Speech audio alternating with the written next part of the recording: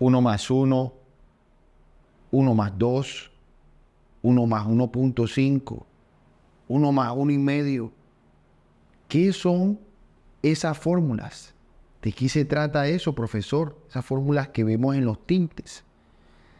Para entender eso, primero quiero contarte un poquito de la historia de los tintes y así poder dar una continuidad a esta clase tan interesante que tiene como título Formulaciones y gramajes en los tintes en canas y pigmentaciones. Inicialmente podemos observar en la historia a los egipcios, a los romanos y a los griegos que ya ellos utilizaban productos para obtener colores en sus cabellos. Por ejemplo, los egipcios utilizaban la henna, ¿sí? Que era un producto natural y que les daba unos cambios de color. Por su parte, los romanos y los griegos utilizaban plantas y esas plantas y otros componentes generaban colores en su cabello. Pero tenían algo y era que no duraba mucho. Es decir, su tiempo de duración era muy reducido. Pero era lo que había, era lo que existía en esa época. Pasó mucho tiempo, y ya llegando el siglo XX, en el año 1907, aparece un químico farmacéutico en Francia llamado Eugène Schuller, que pues él crea el tinte sintético. Ese que tú conoces, él lo crea. Y pasados unos años, en 1909, funda L'Oréal París, que tú la debes conocer, ¿sí? Entonces, una casa cosmética muy importante porque en ella se estableció ese primer tinte que ya no iba a ser de la naturaleza, sino que era un tinte que venía por medio de un químico farmacéutico. Luego de eso, obviamente, ya hubieron otras casas cosméticas que dijeron, vamos también a fabricar nuestros tintes. Por ejemplo, aparece Vela.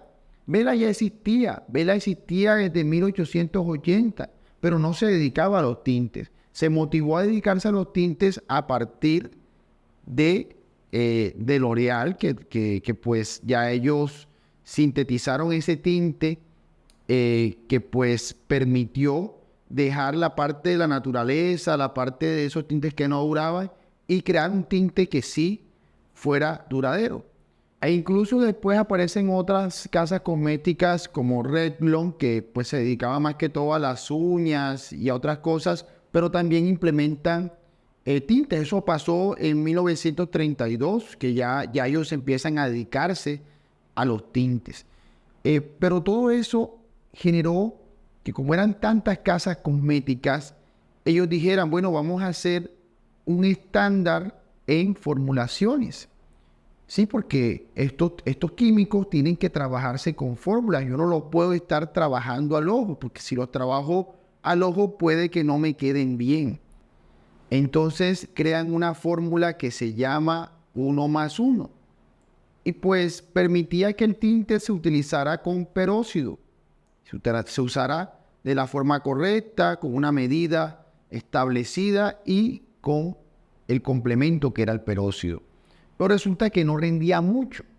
Entonces decidieron estandarizar otra fórmula, que era 1 más 2. Y en esa fórmula 1 más 2 se colocaban tintes más concentrados. Sí, pero era un tinte que era un poco más costoso, más enfocado a las peluquerías y pues sí era como que menos accesible para el público general. Por lo cual dijeron, vamos a hacer uno término medio, que no sea ni 1 más 1, ni tampoco que sea 1 más 2, sino que quede en la mitad. Y luego implementaron ese tinte que es 1 más 1.5, que al día de hoy se conoce como 1 más 1 y medio.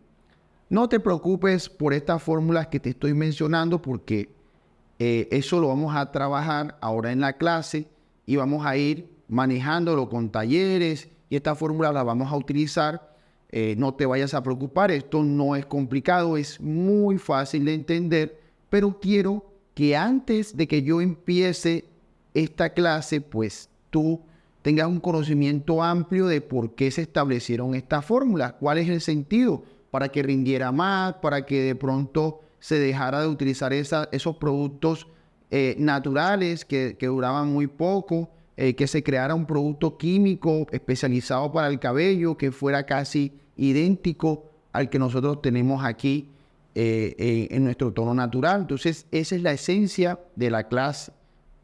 Y la primera fórmula que quiero enseñarte es precisamente esa que se llama 1 más 1.